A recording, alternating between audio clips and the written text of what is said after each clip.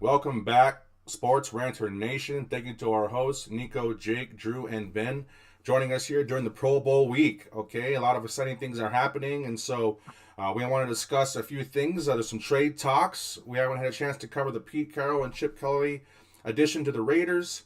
We want to talk about the Roger Goodell's response to the media about the referees. Thought that was interesting, and we're going to finish the show by going into the retrospective fantasy football and kind of getting a hedge on to the year. For example, mid-round guys that we drafted that produced that are going to find their way up towards the top rounds. Just a reminder, our viewers, this is a fantasy football show, and so that's why we're doing that right now. And so, without any further ado, let's talk about these trade talks real quick. We got Cooper Cup immediately. The Rams have notified Cooper Cup that they're going to immediately seek a trade for him. Okay, and also Myles Garrett from the Cleveland Browns has requested a trade as well. And so I just wanted to pass it along to you guys. What do you guys feel about that, and what do you think are the best fits for Cooper Cup and Myles Garrett? Nico, why don't you start us off? Well, doing a little bit of, article reading and research on it. I mean, a lot of the landing spots for like Miles Garrett, they're saying, all the best spots are all contenders, Washington and, you know, um, even like, the Packers and like just teams that, just need a little bit of help to get them over the edge. But, realistically, I mean, greatest fit, I mean, who he'll fit anywhere. Like that's why I always thought about these great players, like best fit. It's like, dude, they're gonna go anywhere and dominate. Or like the Niners, like Andrew was bragging or whatever. Of course, he's gonna destroy and make whatever team that he goes a lot better. My approach on it is more like, you know, where are the Browns? Well, one, what are teams willing to give up, and where are the Browns willing to trade him? I know sometimes the Browns, sometimes teams don't really care where they trade a person, but normally they try to stay out of division. When it comes to trade, you don't want to trade somebody that you're going to face twice a year, especially a player of his caliber.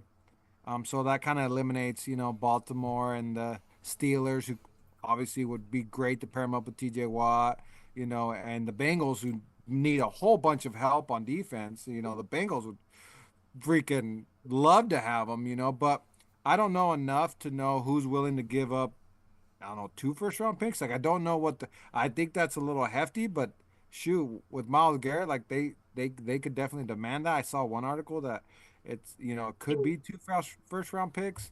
Um, and for Cooper Cup, honestly, I'm gonna be a homer. Come to the Raiders. Like, I think a Raiders type of team, you not necessarily want to come here, but like, I don't think contenders are as motivated to go get a injury prone receiver and bet their, season on an injury prone receiver. Whereas maybe a rebuilding or resurging team like a Raiders, I'm not saying we're the only contenders, but like a Raiders team who want to do an effect just like Washington. Every year 4 to 6 teams, the playoff. That's something with the NFL that's so awesome. 4 to 6 teams every year that didn't make the playoffs the previous year make the playoffs the next year. So who are those teams? It's gonna happen. We don't know.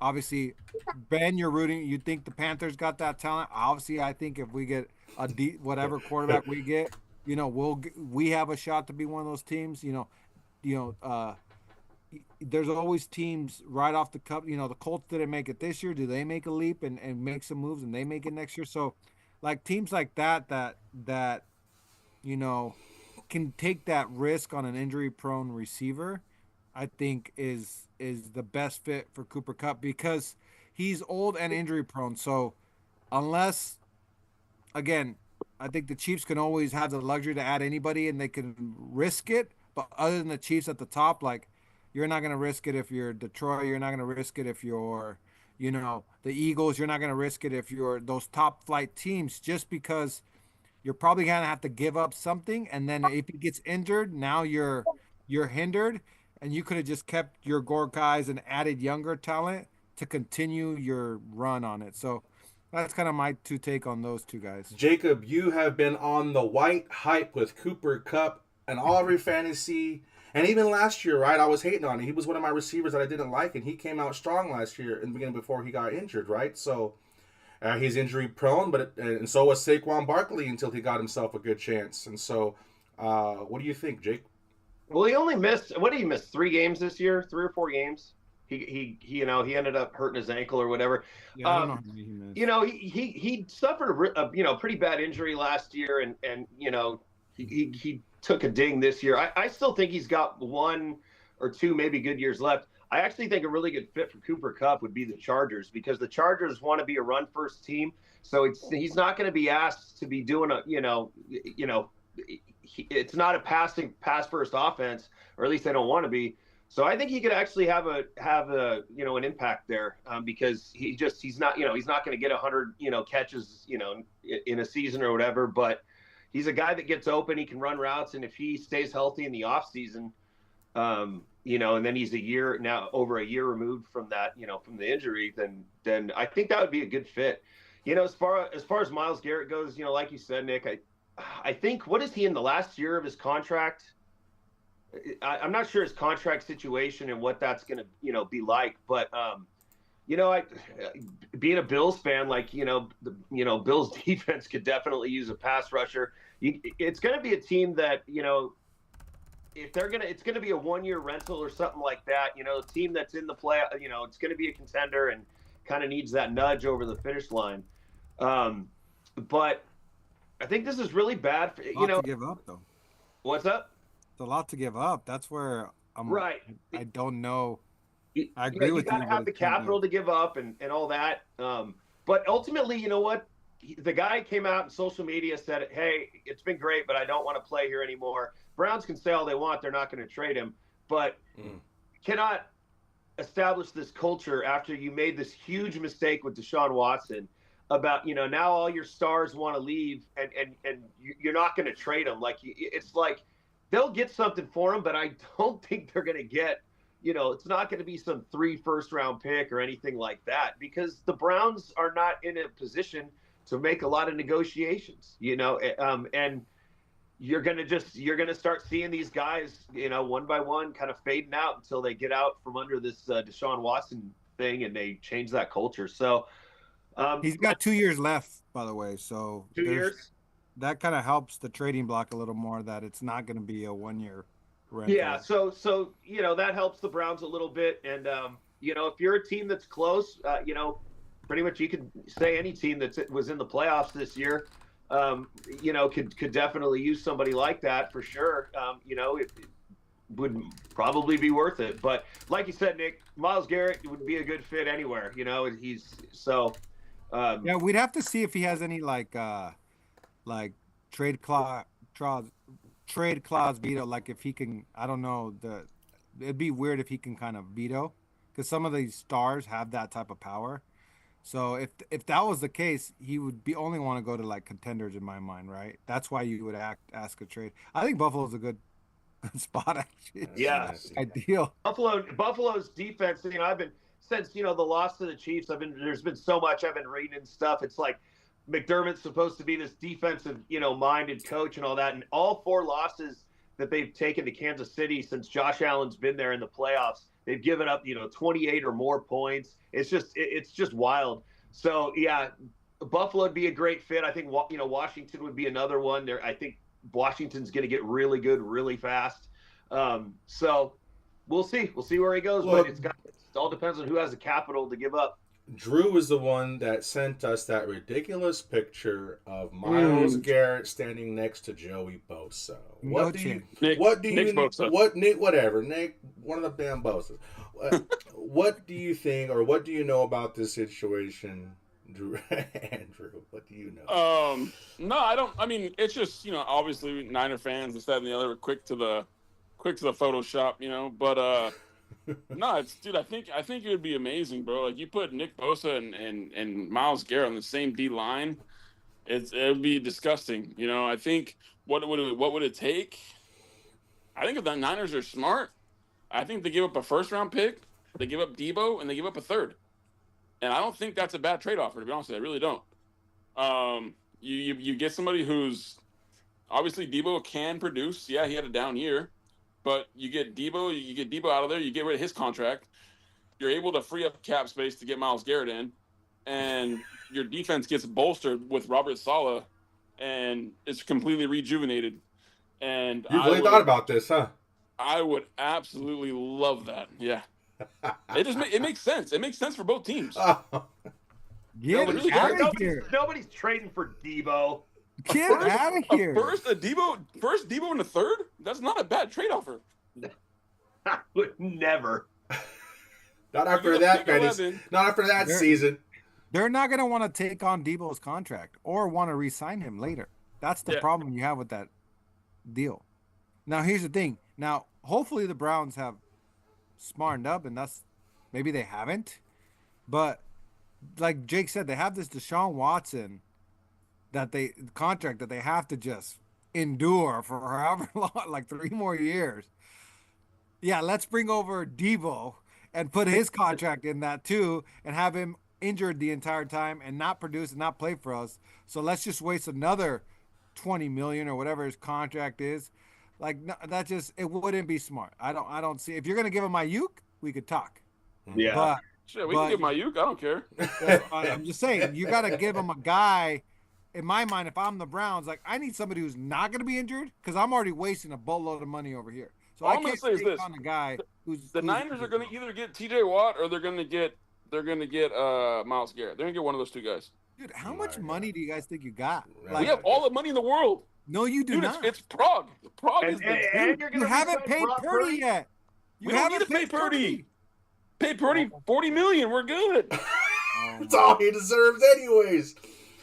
All right. Well, look, we'll have plenty of time to talk about that. We don't want to spend too much time, but it's just the latest news in the league right now. It's starting to happen. The off season is coming very, very quickly. Right, about 2 weeks here. So, but speaking of the off season, we got some significant moves. Nick is a Raiders fan. Pete Carroll is now the head coach of the Las Vegas Raiders, and they just added out of nowhere. Didn't even see this coming. Chip Kelly is now the offensive coordinator for the Las Vegas. So they pair up. And Nick, obviously, you're the Raiders fan. How do you feel about that? And yeah, what do you think? Honestly, I'm super excited, and I think it's a great hire. Both of them are great. Obviously, like we had talked, Ben Johnson was the number one on everybody's list, so no one's going to argue that. But the only flip side to that argument is, hey, it's a coordinator with no experience. Like, we don't truly know how he's going to be as a head coach. We've seen a lot of great coordinators pan out. We've seen a lot of great coordinators not pan out and actually crash pretty hard. So there is that risk. So I'm not being like bitter because we didn't get him. I would have been excited if we got him. I'm just saying you do have that variable in there. Next best thing, other than Ben Johnson, of all the other coaches that have gotten hired, I'd rather have Pete Carroll. 100%. We need that culture, first of all, that I think AP has already started. So I don't think we need a culture change like people are saying. I think AP kind of already started. I put it to, and Andrew can attest to this. Remember Mike Singletary? Oh, yeah. Remember that? Like, just that hard nose, Oh, yeah. whatever. And then after that, once you change the culture, which I think AP did, which is why I think he deserved one more year at least, you bring in the veteran, or guru type of guy to then just use the talent accordingly. Now, Chip Kelly is amazing hire, like I said, out of nowhere. I didn't even hear a news article or nothing. I just heard all of a sudden. And again, I think that's very smart with Pete Carroll bringing in another former head coach in the NFL to just come. The other thing that people don't realize is we have the second youngest team in the league. So we need to mentor the men, mentor our team, show them how to be pros, and then obviously we have second most cap space, so we'll bring in veterans to also assist with that. But if you have two former head coaches as your head coach and offense coordinator, I mean, what better than then bring this young team along that I feel we still have talent. I said we could have probably won, been competitive, way more competitive last year if we would have had a quarterback. So obviously that's a big, question mark, and that still needs to get answered. So, put that aside, all the other hires that we've been doing, and then we brought back Patrick Graham. I did not think that was going to happen as our defensive coordinator. I love it. Patrick Graham, again, Max Crosby loves him. You keep that continuity from the old regime still. He improved our defense. He's been the only one since 2022 that I've ran and raved is like, can we just get an improved defense? Can we just get to middle of the pack? Can we even get better than that? Can we get sniff the top 10? Like, can we at least sniff it? The last 10 games at the end of the year last year were number one in scoring. Obviously, this year we took a little bit of a fallout, but we were devastated by injury. And so I think bringing Patrick Graham back, the players are still going to be excited. The players are going to have to not have to learn a new scheme on defense. And if we can keep some type of continuity on defense and be competitive defensively, which I think we showed even this year, we should have beat the Chiefs. We should, like, our defense showed up in various moments in a lot of our games. It was just, we didn't always put up points to, be able to pull these games out. So, and hopefully Pete Carroll and Chip Kelly can. The thing that I like about bringing Chip Kelly, and that might be my last point because I can go on forever, is obviously we don't know the quarterback, but Chip he's been an offense coordinator. I mean, people remember at Oregon, he freaking was amazing in Oregon. Head coach in the NFL, you can kind of say your opinions about it, but he still took to the Eagles the playoffs twice. His offense was still good in the NFL. And then at Ohio State, well, he just won the national championship. We know what. So whether we draft a rookie or we bring in, I don't know who, some mediocre or medium, I think we could still compete and, you know, win even with, you know, not a star at quarterback position because we got two coaches who can mold the quarterback and are able to win, not dependent on the quarterback. They can win in a lot of other ways. So I'm excited, but again, we got to fill that quarterback spot. That's the last spot. Everything else, it is what it is. The draft, we'll fill in holes. We got money. We got draft picks. Who's going to be our quarterback? I'll pass it to you, Jay. But what stands out to me, obviously, is the addition of the two. But what we watched last year with the Raiders, and now the additions of these two coaches. For some reason, it like a running back makes me feel like they're targeting a running back with Chip Kelly. But what do you think needs to happen, Jake, for what we saw last year and now the additions of Pete Carroll and Chip Kelly? Well, I love the hire. I agree a lot with what Nick said. AP was a great coach, and I think the players. He was a players guy. Players played for him. They played hard and all that. There's a difference though between like being a guy that the players really love and go out and play hard for, and then you have to have because they respect that coach, but then you also have to be a good coach. And like I remember when the Chargers had Mike McCoy and they fired him after he was just terrible, and the players came out and they were all shocked and they're like, we love this guy and it's the players' fault. It's like that's great, you guys loved him and you played hard for him, but he wasn't a good coach. So a guy like Pete Carroll, and like I said, it's a total culture change. And AP started it, but Pete Carroll's a proven winner. He's been to the Super Bowl. He's won on many levels. Chip Kelly, the same thing. This is now a team that has a system put in place where you're going to have some free agent quarterbacks. Maybe a guy like, maybe the Rams decide, hey, we want to go into rebuild and get younger. Maybe a guy like Matthew Stafford now says, hey, playing for Vegas might be a good deal. Like you may get a veteran that's proven that wants to go there. So I love it. I just, like Nick said, when you hire these coordinators, we've seen it so many times. It's like, great. They ran this offense or great offensive scheme, but like, it's an unproven guy. And is it going to be a guy that can go in and win the locker room and get players to rally around? There's a big difference, in that. And I think you see that a lot, in Detroit, with their coach. Like, he's a guy that you just capture that locker room and it's players will die for this guy and they have a great, even if you're not like an offensive or a defensive head coach, offensive or defensive minded, like you bring in some good coordinators and then and let them handle that. There's a lot that goes into being a head coach. I think Pete Carroll has it all. And I think if you want to really, turn the corner now, being the youngest team in the NFL, these guys got to have a coach that they're like, hey, maybe like I disagree with this or I agree with that or whatever, but this guy's a proven winner. I'm on board with it. It's going to bring in talent. It's going to be more appealing to free agents now. last year, in the offseason last year, you look at like the Browns and the Raiders, and it's like you're a free agent, you're a big name free agent. Who do I want to go? Now, that same scenario, dude, Raiders all the way. They got a proven winner in place, a system that I can go in and trust that. So I love it. I think it's great on the Raiders, and hopefully, yeah, they can figure out that quarterback situation, because I really do think the Raiders are a lot closer to being a real contender in the toughest division, I think, in football. They're sooner rather than later. They just got to get that quarterback situation fixed. So. Well, Drew, you were on the Jalen Daniels train, right, all season long, and I look at the Commanders. They hired a new coach in Dan Quinn, got a new quarterback, and somehow they were in the NFC Championship game. Nobody saw that coming, and so, yes, I am excited for you, Nick, to see what might happen. But Drew, what do you think can happen for the Raiders? I think what a lot of what you guys are missing is Chip Kelly runs a spread high power offense that is designed for pretty much college quarterbacks. Like, I mean, Mariota was an absolute stud, and then he went to the Titans and fell off because he started running a pro style offense. Chip Kelly runs a spread style offense, a read option style offense that translates so easily for a lot of these, athletic style quarterbacks that are coming out of the draft. And did I mention that Pete Carroll and Russell Wilson have a pretty good chemistry, and Russell Wilson is a free agent. He is somebody who can go in right away. Wow. He can be a bridge quarterback, help. Lead. He can be a good bridge quarterback. Like, he can be a great bridge quarterback. He can lead. I agree with that.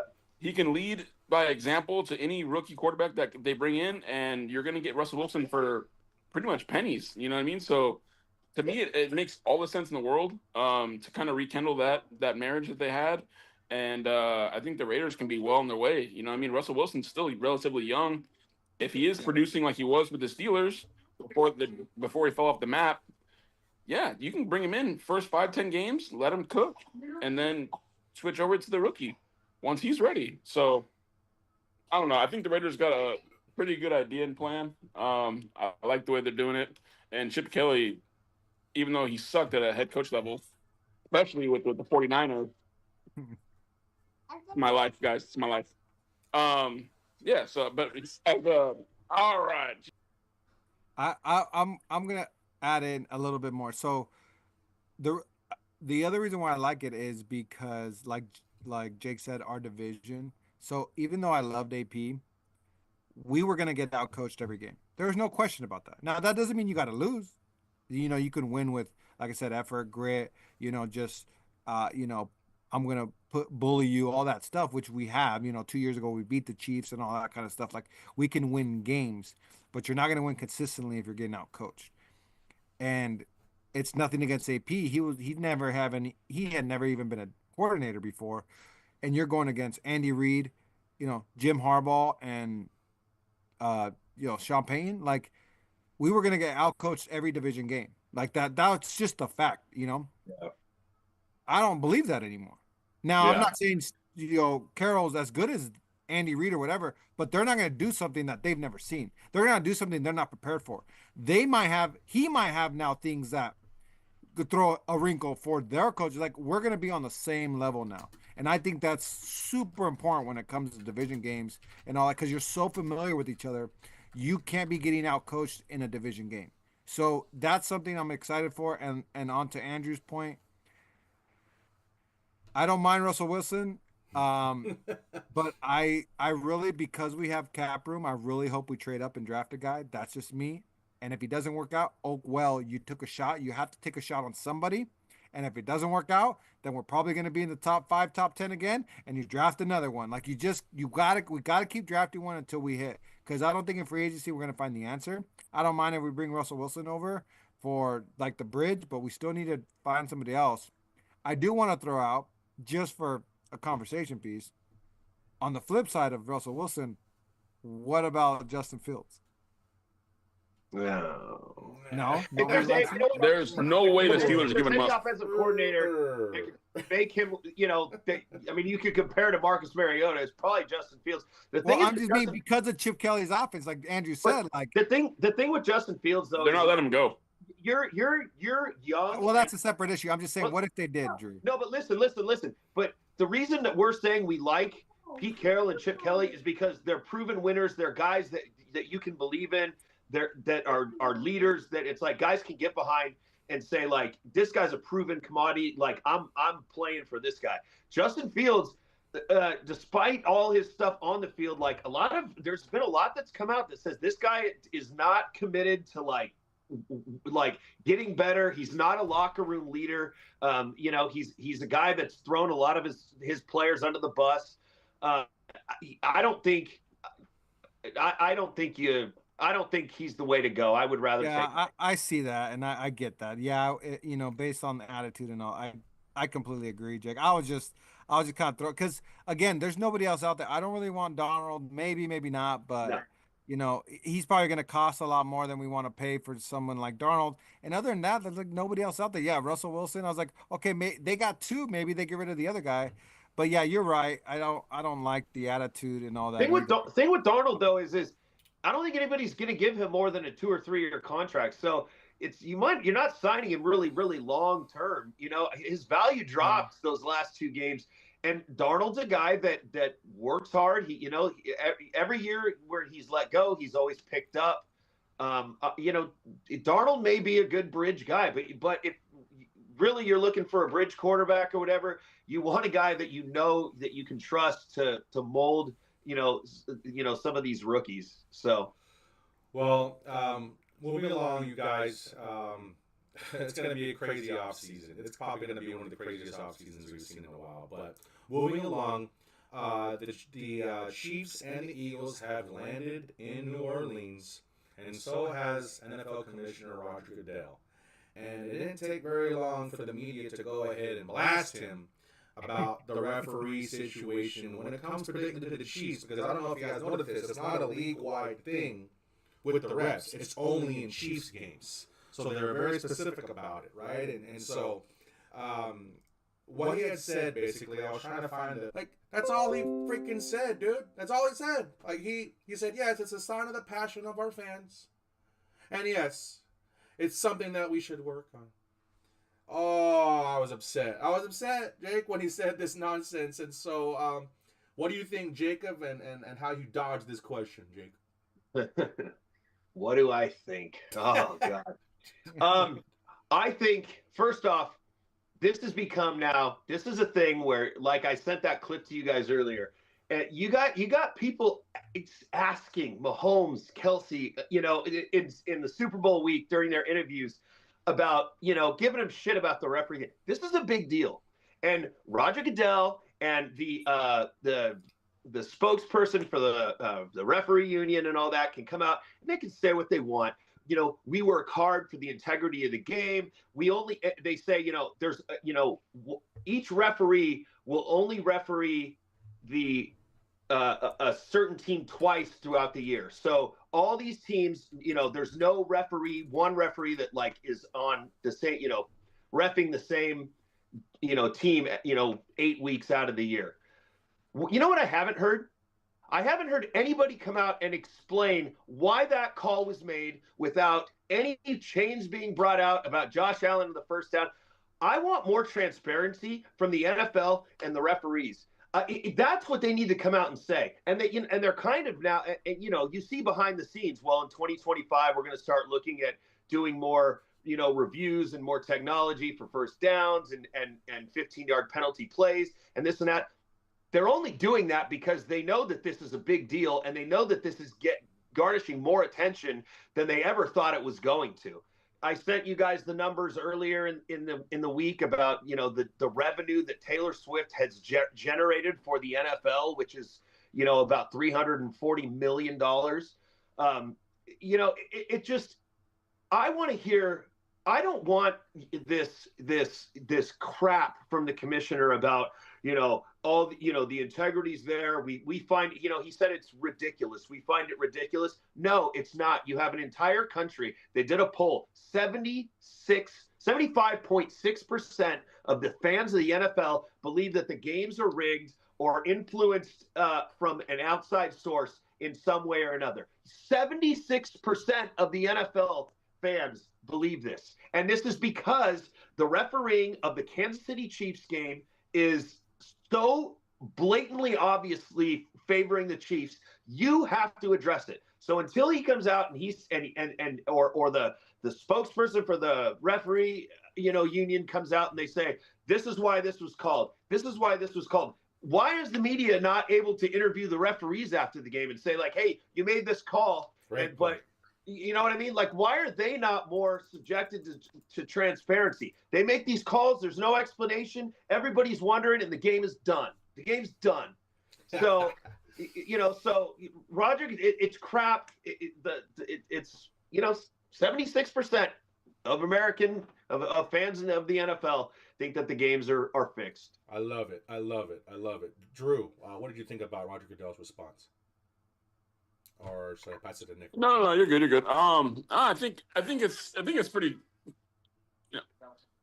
You have to be a little bit more concerned if you're an NFL commissioner or if you're a commissioner of any sport, and you have that much doubt from your fans that this game that you're officiating basically is the integrity is being questioned. You should have a little bit more thought process behind your answer than just basically like, oh well, that's just the way it is for this time. It's kind of crazy to me. I mean, even one of my favorite players of all time is Terrell Owens. He was on an interview and he was basically saying, hey, like, this is crazy. Like, I literally have played this game. I never once in my career thought that games are going to be like this, and but they are, and he's like, dude, it pains me basically as an NFL player that it's been this bad for so long. And so, and he referenced the Niners Super Bowl, obviously, when, Nick Bosa was getting held pretty much every single play and they didn't call a flag once. Yes. So just to say, this interview, it's not just this season. He was talking about the Chiefs. Like, it wasn't just the NFL as a whole. He was talking about the Chiefs' success. Yes. Yeah. And it's not just one season. It's been multiple seasons of this, and it's just what we've been accustomed to. It's what we have to basically take in as fans and realize that, hey, this game is pretty gross ever since kind of really it's gotten completely noticeable. I say when Taylor Swift came into the picture, but that's just kind of my point. No, great point.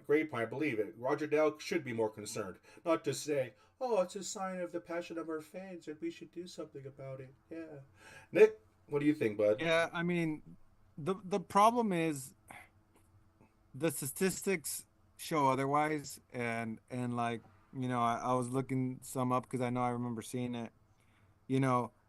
In the regular season, even though there's some controversial calls in the regular season, like I said, most of the time, regular season stuff, ends up balancing out. So, this, I wish they had it in a different way, but they have it in percentages. But just to put it in perspective, it's average regular season percentile. So they're in the 31 percentile, not high. It's actually on a little bit on the lower end. But in the playoffs, they're on this 58, almost 60 percentile. So they get a 27% increase in yards per penalty yards per game as a percentage. For or against them? For them. So they get more. They get more penalty yards. Like offensively, right? Right. It benefits them. Right. When their opponent gets a decrease positively of 33%. So they have a gain, a net gain of over 50% in the postseason versus the regular season. I know that's confusing because of percentages, but basically what it's saying is, dude, a 50% increase is a lot. So basically what we're saying is if they get an average of 10 flags more in the season, they're going to get 15 more flags in the playoffs. That's what it's saying. And we know one flag can change the whole game, more or less 50% more than your opponent, because not only are they throwing flags in positive for the Chiefs, they're also negatively throwing flags for their opponent as well. So Wow. that's what people aren't talking about. It's not just that, oh, Chiefs get the call. That's fine, but like we've seen in the Super Bowl, but they're also not calling calls for the other team. So Right. it's a double effect. Yeah. And that's the frustrating part. Right. We've all seen the Super Bowl. Nick Bosa is getting choke slammed, and they're like, oh, hey, don't call the in betweens. These are not in between holes. Right. There's like 5 of them in the Super Bowl that are so blatant, and not one get called. In 2 Super Bowls against the Niners, against that defense, not one get called. So that's the part that's frustrating, and that's the part that people aren't believing. And like the NBA, when they thought stuff, point saving, all that, they came out with the 2-minute report. Some people love it, some people hate it, but you know what? Like Andrew That said, 2-minute report is ass I because it doesn't understand change that. anything. No, that's fine. You can't like change the outcome, but what it is transparency, right? That's what you're asking. Right now, Goodell's ignoring it, bushwhacking it. I'm not saying, dude, honestly, we can't go back and change outcomes like after the game's played. Like it is what it is. But at least we have some transparency. Come out and say, hey, yeah, those were really bad calls, and we really need to look at this. Not say it's the passion of the fans. Like that's BS. But the thing is, we know with replay assist and all that stuff that it can be changed. Like again, owners got to vote on all that, so it's not on all Roger Goodell, but acknowledge it that hey, we really need to look at this. Hey, we really need to look at replay again, and like that should have been his answer. More of a yeah, we're gonna look into it. We'll look at replay assist. We want to get these plays right. Yada yada. Not oh, it's just the passion of the fans. Like you're blowing the question off, like you said, man. Right. When 76% of your fan base across the country doubts the integrity of your product, that's a real problem. But that being said, every year the NFL generates more and more revenue. Every year, just more and more fans watch, and then so on top of everybody, with the Chiefs and all this and that, like, why would Roger Goodell or the owners, why would they do anything to really fix it? You're not losing any fans. You're not losing money. In fact, you've gained $330 million alone from having the Taylor Swift drama with Travis Kelce. So it's like, I think that honestly, if you want it to change, if we really want it to change, people are going to have to get so tired of it that you don't turn on football Sundays. Jake, I get what you're saying, but I disagree in one aspect because Roger Goodell has been proactive in most cases. So they were making money every time the Patriots and all that, but we've seen a lot of rule changes over the years, right? So who does Roger Goodell work for? I understand that, but didn't they just not change the kickoff? Didn't they just not they care? What? No. Why did they change the kickoff? Because of safety.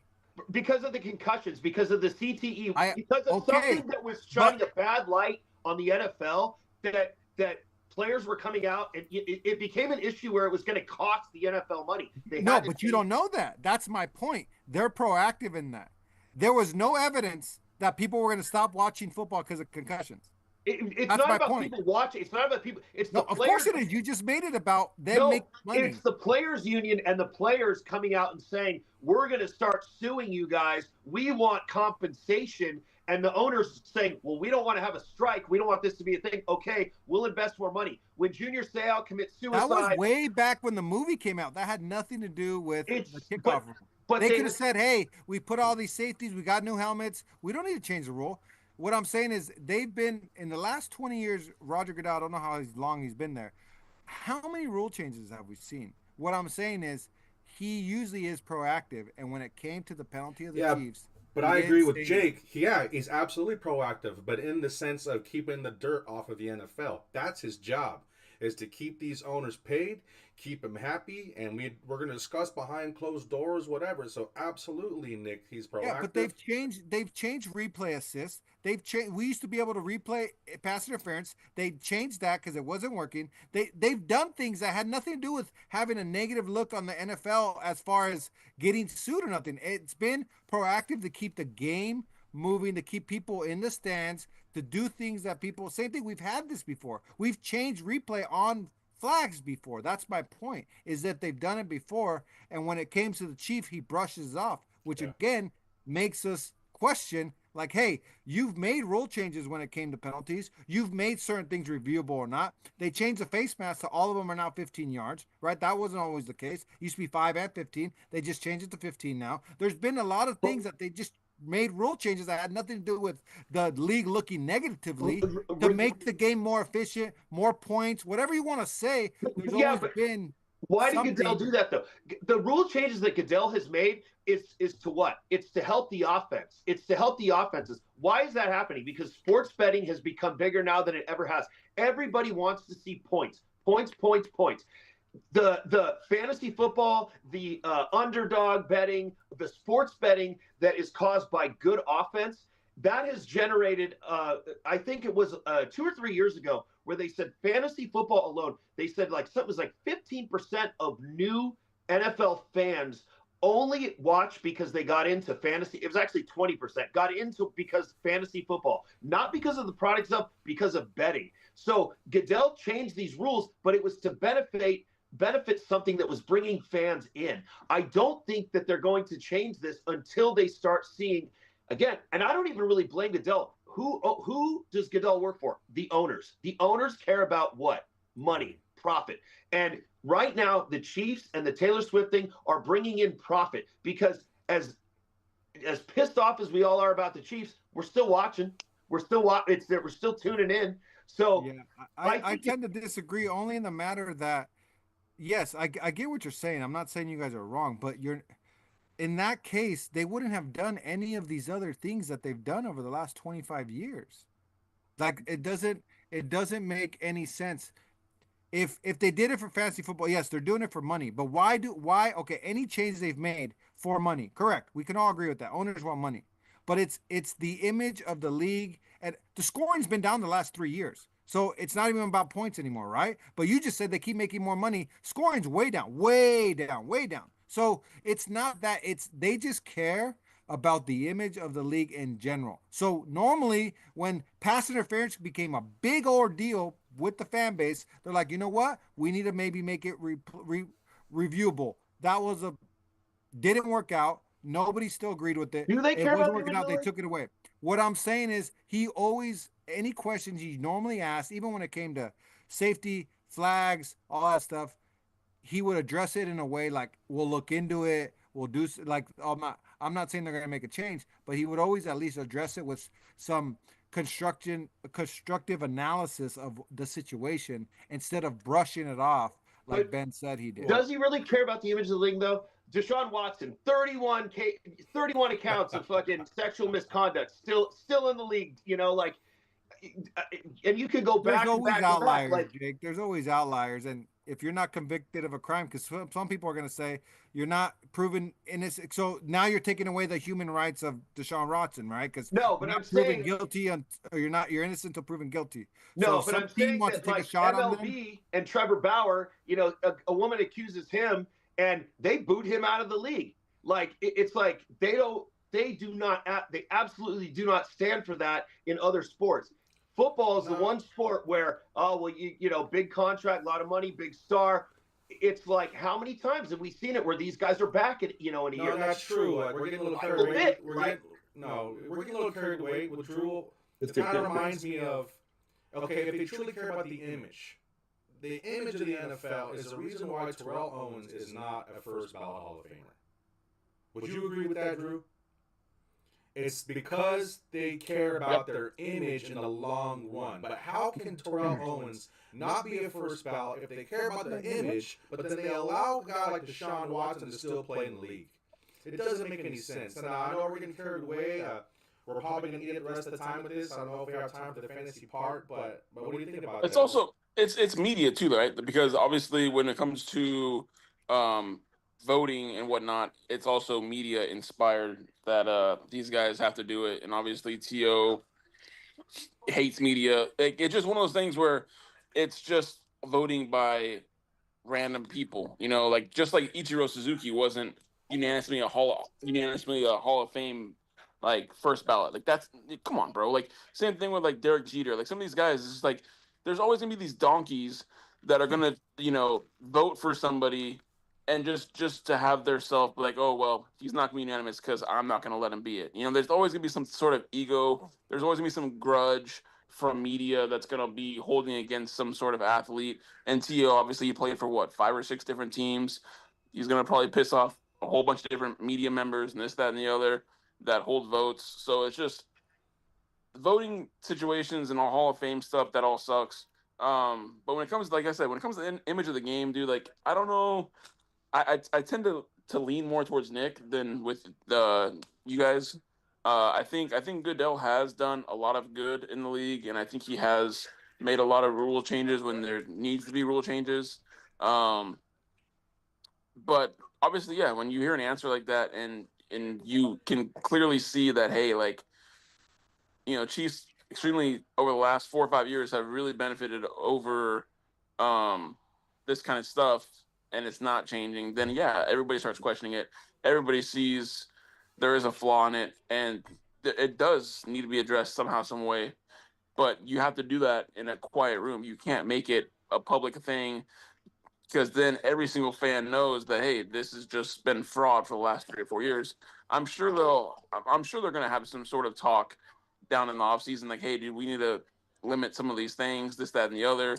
I'm sure they will come down to that, but we're not going to hear about that kind of stuff. Well, look, like I said, all we wanted to hear is what a more constructive thing. And I think what makes it worse is the Chiefs keep winning all close games. That's what magnifies the situation. If they were blowing people out like they did in the first Super Bowl when they had Tyreek Hill and all that stuff, no one said anything.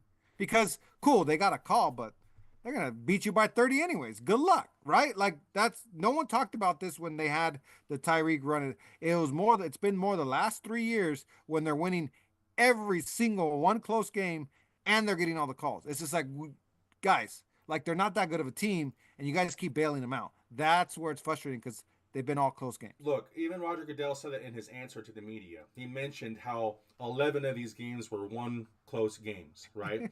And I'm going to wind that up, and sorry, guys, I'm going to close this out with this. I mentioned it in our tread. But, yes, the reason why they're so close is because they want to make it believable. They want to make it believable that it's not, that it's integrity, and it's not anything what everybody thinks it is. So that's why they're so close, significantly to just Chiefs games. You can't tell me 31 other teams in the league can't have close games. You know what I'm saying? Like that too. It was just the Chiefs, right? And so the best thing I saw was how it's going to be rigged. The thing is what I told you guys, right? The NFL is going to rig the Super Bowl in favor of the Eagles to bring back integrity for the rigging that they've done for the Chiefs for the past 5 fucking years, right? But that's kind of what I heard. That's what we're thinking. But, guys, we got 5 days. We got 5 days till Super Bowl. We're going to get a chance to talk about it next week. And, Jake, we'll have plenty of time going into our fantasy things going into until April and talking about fantasy for next year. But, unfortunately, guys, we have run out of time. But great. Real quick, Super Bowl MVP? Super Bowl MVP. Saquon Barkley. Oh, he took him. I'll say Jalen Hurts. No, it's gonna be Mahomes. I'm gonna go on a limb, and I'm gonna say it's gonna be somebody that's gonna be kind of crazy. I'm gonna go Chris Jones. I think he's gonna be all over the field. Oh, Chris no Jones. Chiefs not win. Jalen Carter? Why not Jalen Carter? I think it'll be because I think the Chiefs are gonna. Oh my God, my son just bit my fucking shoulder. Because he knows you're full of shit. This Chris is no. I hope it's not Chris Jones, but I think it could be Chris Jones, bro. Well, I want to say thank you to our hosts. Thank you, Nico, Jake, and Drew, for joining us again here today. Thank you to our viewers. Thank you to our chatters, Mike, Seth, and Diego. Thanks for joining us here today. We will be back next week covering Super Bowl LIX. So with that said, you guys, thanks for joining us. Peace with the journey. Bye, angels watching us. Goodbye, angels.